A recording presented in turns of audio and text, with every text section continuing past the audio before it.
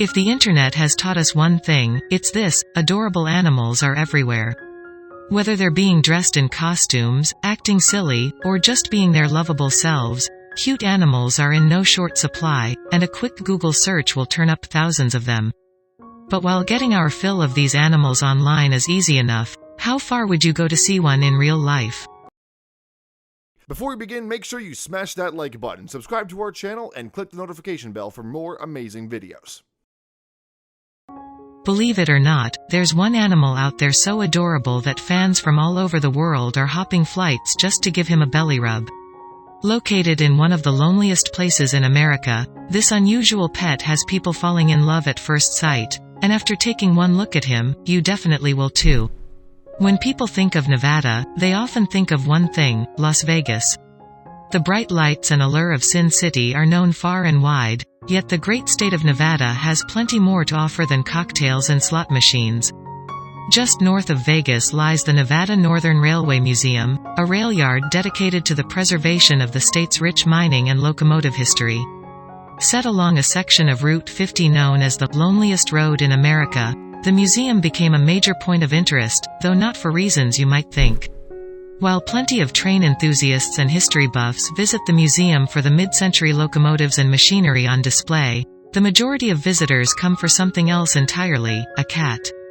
Meet Dirt, the resident railway cat and official mascot of the Nevada Northern Railway Museum. An 11-year-old stray, the Ely Train Yard is the only home this adorable feline has ever known. In fact, Dirt was actually born in the depot, his mother having wandered in and delivered her litter beneath one of the trains. But when she and her babies eventually made their way from the rail yard, one frightened kitten was left behind. The yard workers attempted to coax the young orange-white cat from his hiding place, but no matter what they tried, the kitten just wouldn't budge.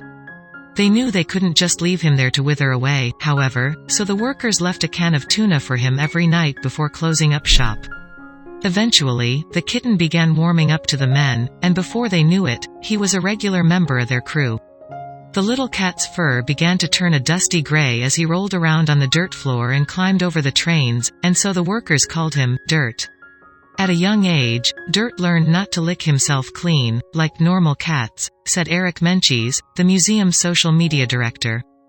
Being part stray, he likes to stay oily and dirty because it helps keep him tough looking and also in a sense keeps him clean because things don't stick to his fur and bugs don't go near him. Along with his dashingly dirty good looks, the workers also felt that Dirt's personality was one of the reasons why he fit in so well at the depot. To Menchie's, it was almost like he was a rail worker stuck in a cat's body. Dirt is pretty much one of those old-time railroaders living now as a cat, he said. Dirt walks around the shop like he's the boss, making sure everything is working right. He walks with a sense of pride around his engine house like these are his trains, and he is proud of the men to keep them going. Yet Dirt wasn't always the well-known and beloved mascot that he is today. For a time, only those who worked and frequented the train yard and museum knew about him, and even then, he was just plain old Dirt. But with the addition of Menchie's and his social media efforts, word of the adorably filthy feline began spreading like wildfire. Surprisingly, however, Menchie's initially made no conscious effort to make Dirt a star. Instead, it happened totally by accident. I first posted Dirt about 2 years ago, and he got some attention from people who have already met him, recalled Menchie's. Then one day I posted Dirt on a quiet day and said Dirt wants to travel the world. Share him and tell us where you are from. It took off and his fans started building. From there, it was only a matter of time before cat lovers the world over began flocking to the museum for a chance to catch Dirt in action. However, according to Menchie's, getting the dirty little furball to make an appearance is no easy task. A curious little guy, Dirt is often attracted to the sound of people talking, so the museum encourages guests to make plenty of noise if they're looking to see him. Visitors are also told to let Dirt approach first, as he's apt to feel you out before curling up against you.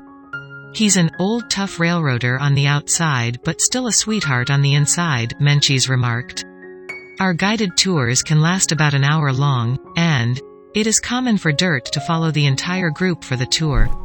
Dirt's popularity has grown so much over the years that the museum started offering Dirt-themed souvenirs. With t-shirts, keychains, and even his own brand of coffee available for fans to purchase, it's almost like taking a little piece of dirt home with you. But for Menchie's, it's not just about getting people to visit the museum or order a few cat-shaped refrigerator magnets online. He's just glad that Dirt is finally getting all the love and affection he can handle. And with a face like that, he definitely deserves it. "I do love when Dirt gets shared other places without the museum's name attached," said Menchie's. "The biggest thrill of Dirt's fame is just knowing how much joy he brings to people around the world. Seeing the kind of attention that Dirt gets so regularly, the life of a museum cat sure seems like an enviable one." Yet for one beloved pet at a small Russian gallery, his worldwide celebrity nearly cost him his life. For the most part, the guests that visit Moscow's Mikhail Bulgakov House Museum want to see a showcase of literature, a memorial to the influential author of the Soviet Union. Others visit the museum for another reason.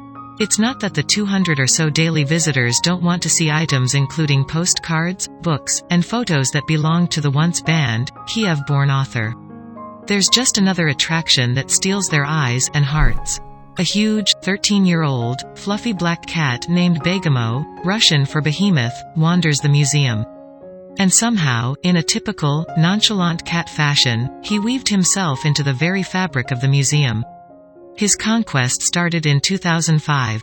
It was then that a Russian couple, and the original owners of Begamo, discovered terrible news. Their newborn baby was allergic to the then kitten. The two, regrettably, couldn't coexist. Sent packing with nothing but the fur on his back, the then unnamed cat moved into the Mikhail Bulgakov house, where the museum director promptly gave him a tough job. The job was to lay around, be cute, act as the living embodiment of a character from Bulgakov's, famous 1930s magical realism novel, The Master and Margarita.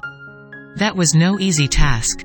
The character in The Master, a black cat named Begamo, depicted below, walked on 2 feet, played chess with the best of 'em, slammed vodka like a seasoned sailor, and tended to mouth off.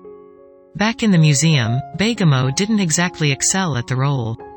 Instead of drinking and cursing, Begamo lays in the sunshine and goes for regular walks at about 11 a.m. Despite not meeting his job description, the museum rewards him handsomely. Free room and board await him every night, a chef specially prepares his meals, and personal veterinarians and stylists respond to his beck and meow. And he repays the museum in a big way.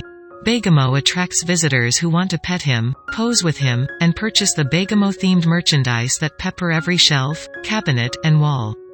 In just a few years, the museum became about the cat as much as it was about Bulgakov. But notoriety brought danger. On August 1, 2018, the museum received a rare message on its website. "Why have you let your cat out?" it read. The museum director, Nikolai Golubev, panicked. Nikolai took the message as a veiled threat.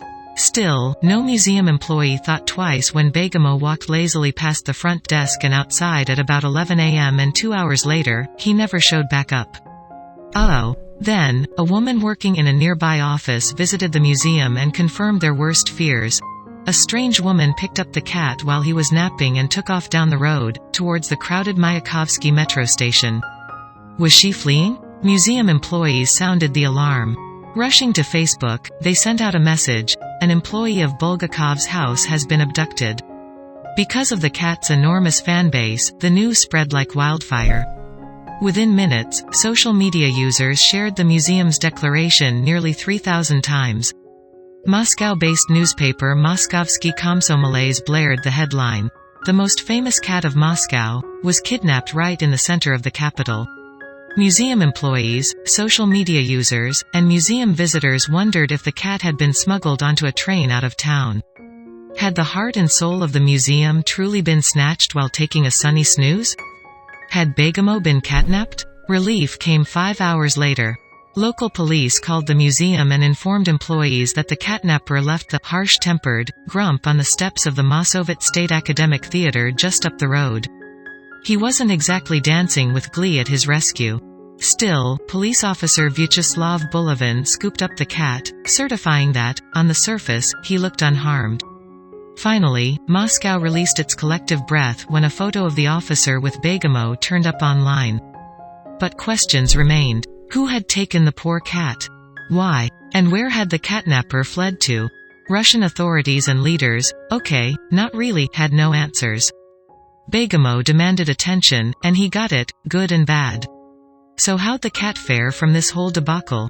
Just 24 hours later, Begamo's personal veterinarian stopped by the museum, where guests and employees no doubt celebrated his return, to give the cat a look over. After all, catnapping can take a toll on a grouchy cat. The expert's conclusion? Begamo is healthy and feels great, the museum said, noting, however, that he was a bit discontent. Begamo was back to his old self. Talk about a tough-minded cat. And so, with the ordeal behind him, Begamo went back to work, snoozing in the afternoon and sticking his belly up when he very clearly did not want it rubbed. In other words, he gave the people who came to see him exactly what they wanted, and they gave him attention.